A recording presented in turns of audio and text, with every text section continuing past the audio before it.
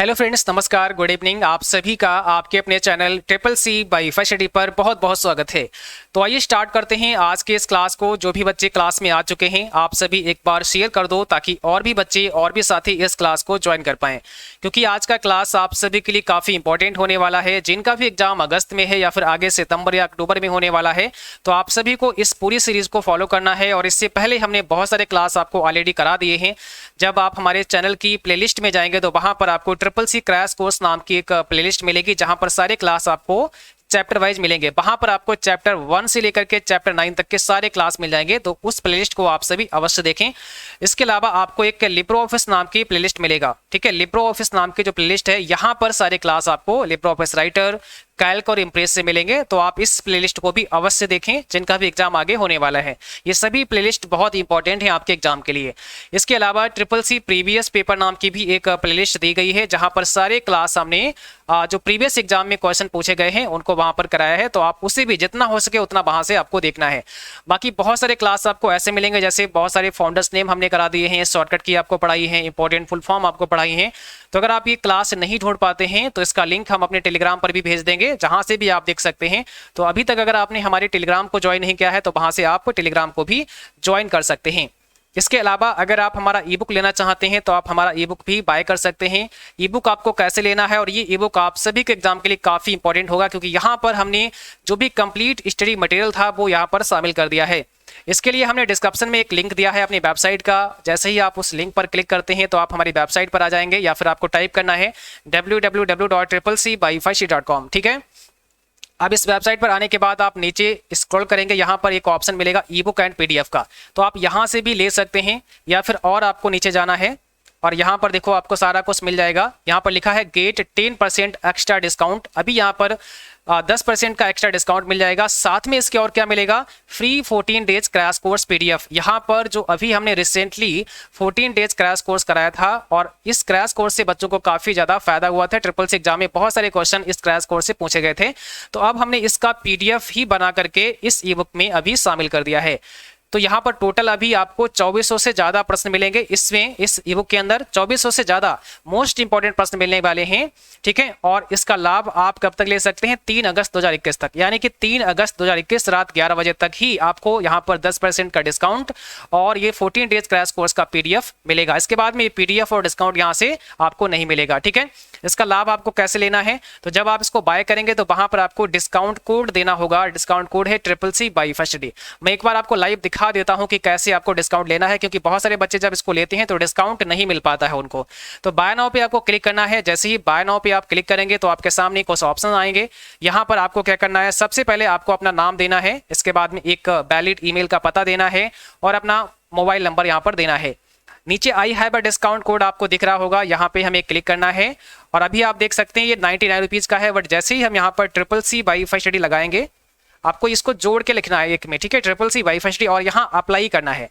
Apply करते ही यहाँ पर 10% का डिस्काउंट आपको मिल चुका है और 89.10 पैसे में आपको ये मिलेगी, ठीक है, यानी कि 89 रुपये 10 पैसे में आपको ये मिल जाएगी। तो यहाँ पर 10% का डिस्काउंट भी आप ले सकते हैं। और ये डिस्काउंट जैसा कि हमने आपको बताया 3 अगस्त 2021 रात 11 बजे तक ही मान्य होगा।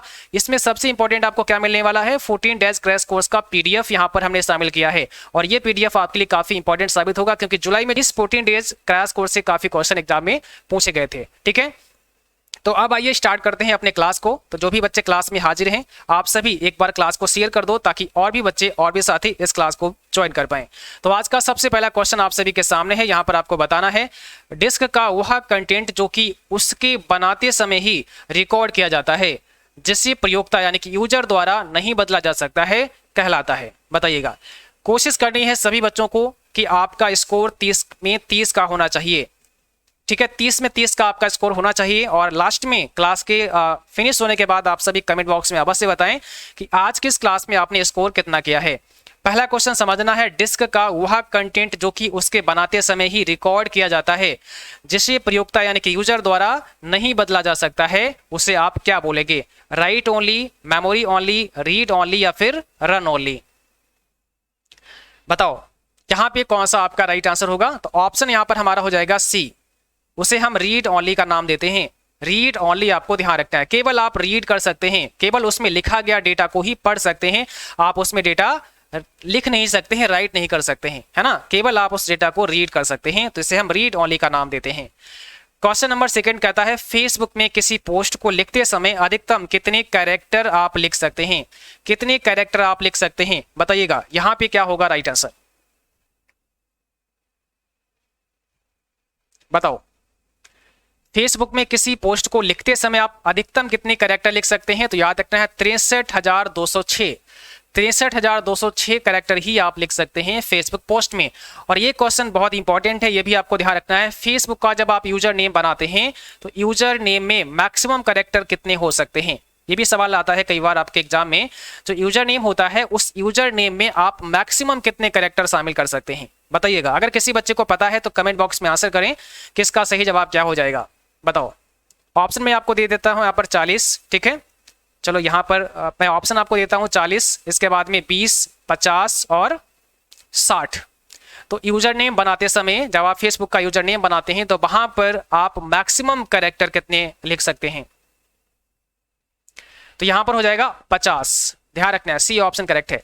आप मैक्सिमम यूजर नेम में जो कैरेक्टर हैं वो 50 शामिल कर सकते हैं। क्वेश्चन नंबर देखिए 3 क्या कहता है, ISDN का पूरा नाम बताइएगा। ISDN का पूरा नाम क्या होता है, और जो भी बच्चे क्लास में हैं आप सभी एक बार शेयर करो क्लास को, ताकि और भी बच्चे और भी साथी इस क्लास को ज्वाइन कर पाए।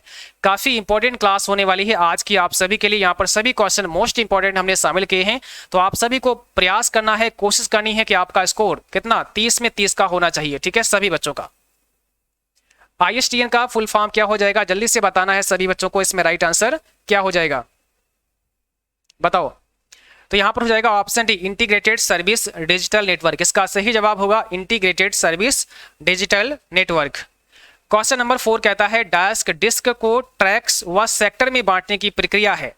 अब कौन सी प्रक्रिया है जिससे डिस्क को ट्रैक्स व सेक्टर में बांटा जाता है, ट्रैकिंग, अलॉटिंग, फॉर्मेटिंग या क्रैशिंग, बताओ। क्वेश्चन नंबर 4 आपके सामने है और इसमें कौन सा करेक्ट आंसर होगा। डिस्क को ट्रैक्स व सेक्टर में बांटने की प्रक्रिया क्या कहलाती है, तो ध्यान रखना है, इसको फॉर्मेटिंग का नाम देते हैं।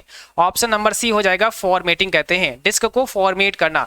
अब ये फॉर्मेट नहीं है कि डिस्क में जो डेटा है आप उसको इरेज करते हैं, यहाँ पर डिस्क की फॉर्मेटिंग करना। आपने देखा होगा जब आप कोई नया कंप्यूटर लाते हैं तो वहां पर आपको केवल एक ही डिस्क दिखाई देती है, मतलब जो आपकी ड्राइव होती है ना आपके कंप्यूटर में, लोकल डिस्क D ड्राइव होती है, लोकल डिस्क C ड्राइव होती है, E ड्राइव होती है।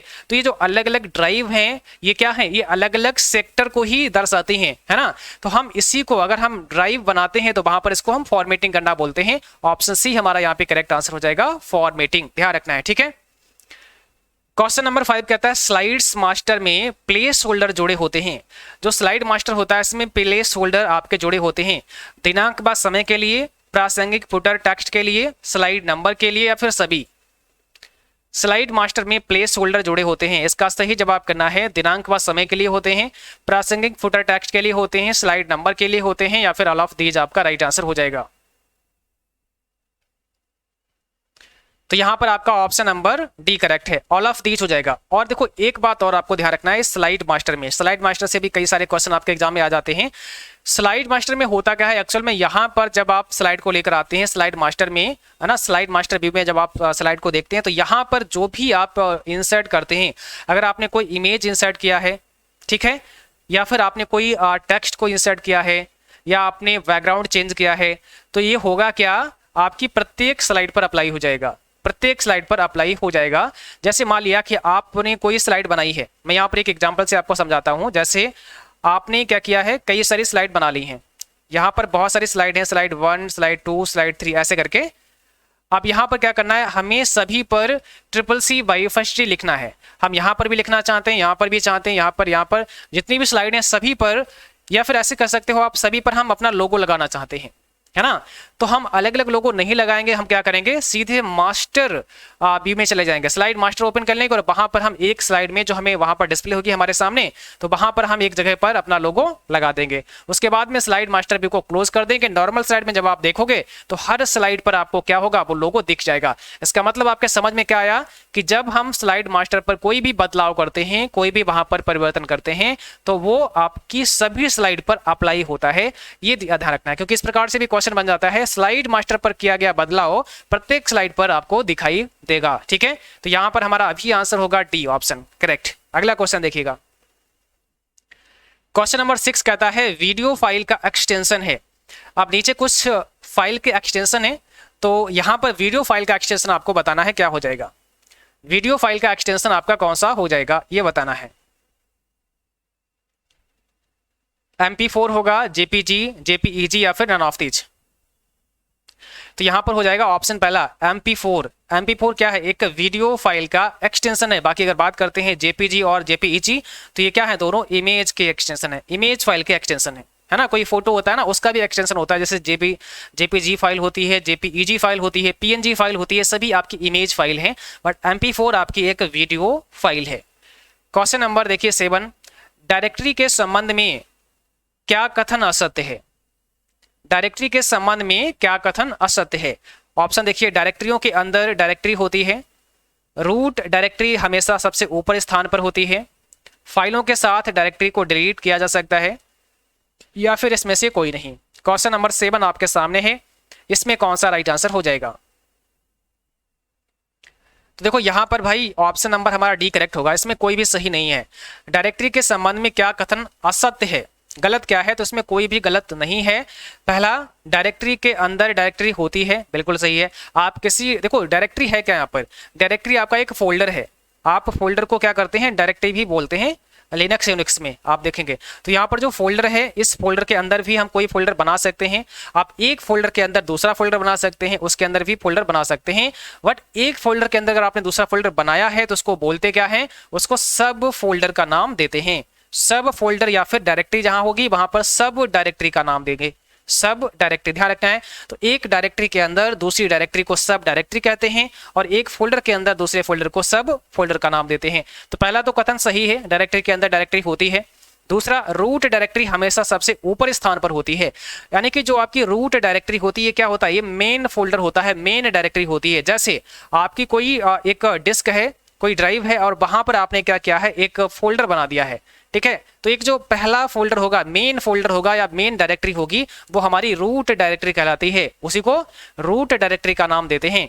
अब इस रूट डायरेक्टरी के अंदर हमने एक और फोल्डर बना दिया, एक और डायरेक्टरी बना दी, तो वो उसकी सब डायरेक्टरी हो गई। उसके अंदर भी बना देते हैं तो उसके अंदर भी एक और सब डायरेक्टरी आ जाएगी। तो आप ये कह सकते हैं जो सबसे पहला फोल्डर था उसको ही हम क्या बोलते हैं, रूट डायरेक्टरी का नाम देते हैं। तो रूट डायरेक्टरी हमेशा सबसे ऊपरी स्थान पर होती है, बिल्कुल सही बात है, सबसे पहले आपको रूट डायरेक्टरी ही मिलती है।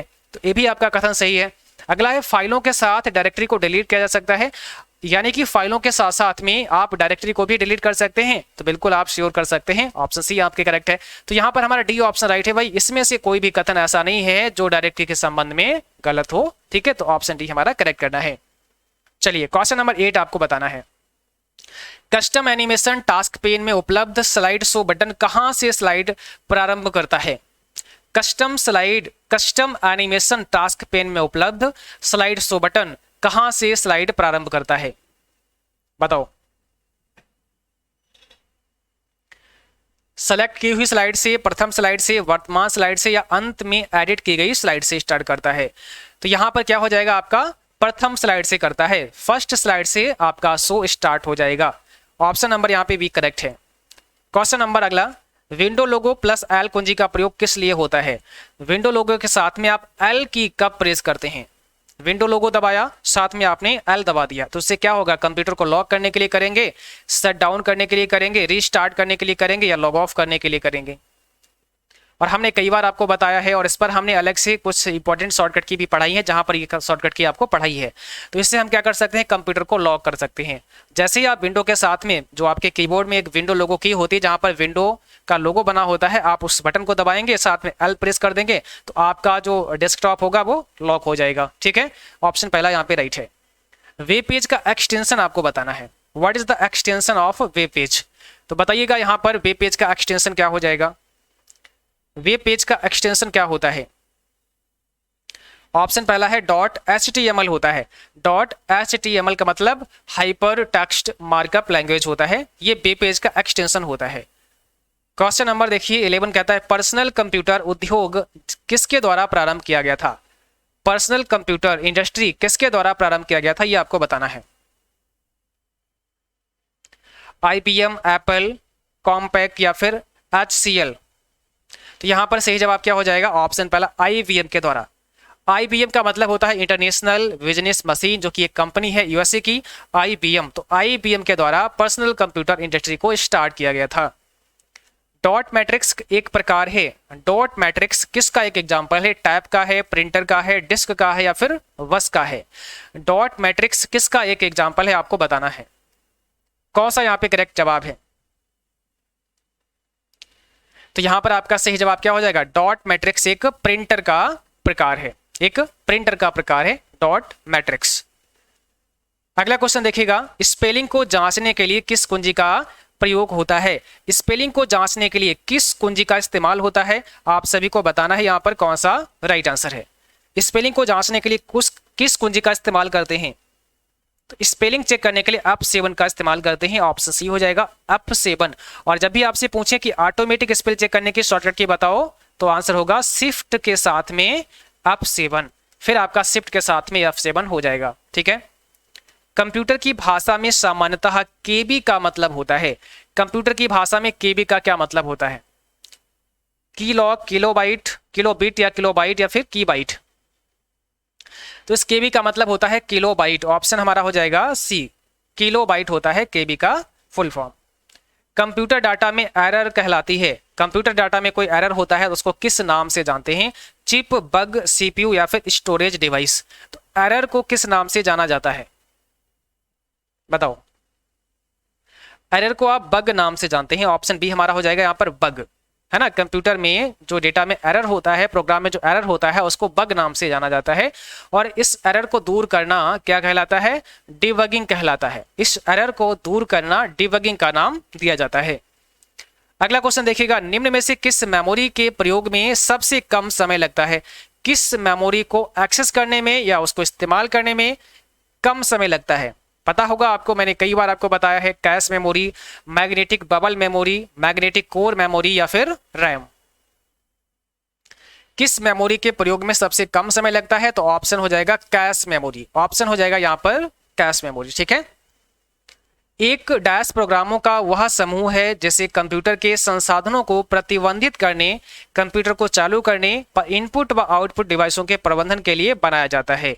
उसे आप क्या बोलते हैं? एक डैश प्रोग्रामों का वह समूह है जिसे कंप्यूटर के संसाधनों को प्रतिबंधित करने के लिए, कंप्यूटर को चालू करने व इनपुट और आउटपुट डिवाइसों के प्रबंधन के लिए बनाया गया होता है, उसे क्या बोलते हैं? अब आप समझ चुके होंगे। एप्लीकेशन सूट होगा, कंपाइलर होगा, ऑपरेटिंग सिस्टम होगा या फिर इंटरफेस होगा? तो बताइएगा यहां पर कौन सा होगा राइट आंसर। तो यहां पर हो जाएगा भाई ऑपरेटिंग सिस्टम। उसी को हम ऑपरेटिंग सिस्टम कहते हैं।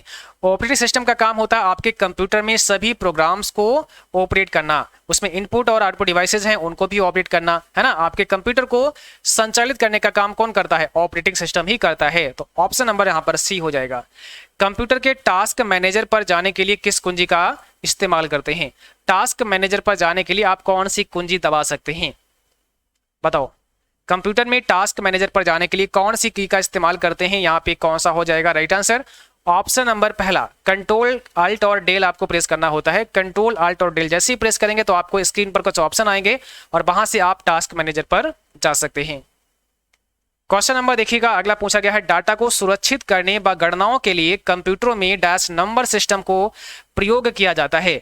डाटा को सुरक्षित करने व गणनाओं के लिए कंप्यूटर में डैश नंबर सिस्टम, कौन से नंबर सिस्टम का इस्तेमाल होता है? कोई भी डाटा आपने वहां पर कंप्यूटर में सेव कर दिया है या कोई कैलकुलेशन होती है, कंप्यूटर आपका वर्क करता है, तो कैसे, है ना, कौन से नंबर सिस्टम में काम करता है? यहां पर क्या हो जाएगा? Binary number system. ऑप्शन हमारा पहला हो जाएगा बाइनरी नंबर सिस्टम। ठीक है। आपको पता है कंप्यूटर की जो अपनी भाषा है, जो लैंग्वेज है, वो कौन सी है? मशीनी लैंग्वेज है। कंप्यूटर केवल मशीनी लैंग्वेज को समझता है और मशीनी लैंग्वेज में लिखे गए कोड को बाइनरी कोड कहते हैं। बाइनरी कोड किसे कहते हैं? मशीनी लैंग्वेज में लिखे गए प्रोग्राम, लिखे गए कोड को बाइनरी कोड का नाम देते हैं, जिसे आप 0 और 1 से दर्शाते हैं। 0 और 1, ठीक है। 0 और 1, इसका बेस क्या होता है? 0 और 1, यानी कि इसका बेस 2 होता है, आधार 2 होता है, जिसमें अंक 0 और 1 दिए होते हैं। तो जो भी डेटा आप अपने कंप्यूटर में सुरक्षित करते हैं, सेव करते हैं, वो 0 और 1 की ही फॉर्म में होता है। वो डेटा 0 और 1 के ही फॉर्म में होता है, ये बात आपको पता होनी चाहिए। तो यहाँ पर क्या हो जाएगा, ऑप्शन हमारा पहला हो जाएगा बाइनरी। कहता है डाटा को सुरक्षित करने व गणनाओं के लिए कंप्यूटर में बाइनरी नंबर सिस्टम का इस्तेमाल होता है। बाइनरी नंबर सिस्टम का इस्तेमाल करके यहाँ पर सारा डेटा आपका सुरक्षित होता है, कंप्यूटर अपना वर्क करता है। क्वेश्चन कहता है 32 बिट के माइक्रो प्रोसेसर के शब्द की लंबाई किसके बराबर होती है। काफी अच्छा प्रश्न है। 32 बिट यानी कि 32 बिट का माइक्रो प्रोसेसर है, तो माइक्रो प्रोसेसर के शब्द की लंबाई किसके बराबर होगी? 2 बाइट के बराबर होगी, 32 बाइट के बराबर होगी, 4 बाइट के बराबर होगी या 8 बाइट के बराबर होगी? बताओ। तो यहां पर क्या हो जाएगा आपका राइट आंसर, जल्दी से आप सभी को बताना है। 4 बाइट, ऑप्शन नंबर हमारा सी हो जाएगा, 4 बाइट के बराबर होगी। 32 बिट के माइक्रो प्रोसेसर के शब्द की लंबाई 4 बाइट के बराबर होगी। आपने देखा होगा कई सारे प्रोसेसर 32 बिट होते हैं, कुछ आपके 64 यानी कि 64 बिट के प्रोसेसर होते हैं। तो 32 बिट के माइक्रो प्रोसेसर के एक शब्द की लंबाई कितनी होगी? 4 बाइट की होगी। ठीक है, ध्यान रखना है। किस मेमोरी द्वारा आप रीड राइट दोनों कार्यों को एक साथ कर सकते हैं? किस मेमोरी के द्वारा आप रीड भी कर सकते हैं और राइट भी कर सकते हैं? 21 का आपको जवाब करना है, इसमें कौन सा सही जवाब हो जाएगा? तो आपको पता है रैम, जैसे रैंडम एक्सेस मेमोरी का नाम देते हैं, रैम के अंदर आप रीड और राइट दोनों कार्य कर सकते हैं। रैम जिसका मतलब रैंडम एक्सेस मेमोरी होता है, और इससे आप वोलेटाइल मेमोरी का भी नाम देते हैं। ये कैसी मेमोरी होती है? वोलेटाइल मेमोरी होती है ना। ये आपकी एक प्रकार की अस्थाई मेमोरी होती है। इसमें जो डेटा होता है वो अस्थाई होता है, टेम्परेरी होता है, और जैसे ही आपकी कंप्यूटर की पावर बंद होती है तो यहां पर सारा डेटा डिलीट हो जाता है।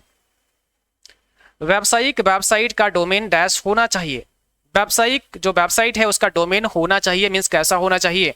उसका डोमेन कैसा होना चाहिए? .com, .gov, .edu, .viz। तो आपको पता है जो वेबसाइट होती है अक्सर उनका डोमेन .com होता है, कॉमर्शियल होता है।